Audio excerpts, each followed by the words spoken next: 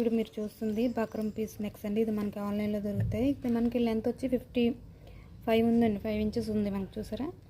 కానీ మనకు ఒక్కొక్క డ్రెస్కి సెట్ అవుతుంది. అలాంటప్పుడు ఏం చేయాలంటే దీన్ని 2 పీసెస్ కింద కట్ చేసి డివైడ్ చేసి దాంట్లో మనకి లెంత్ బక్రమ్ పీస్ మనకి ఇలాంటి రోల్లో దొరుకుతుంది.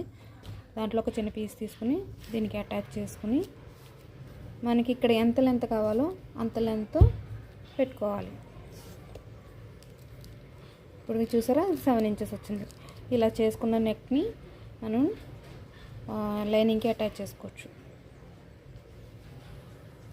ఇలా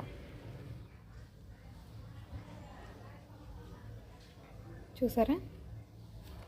మనం ఈ పీస్ని తీసుకెళ్ళి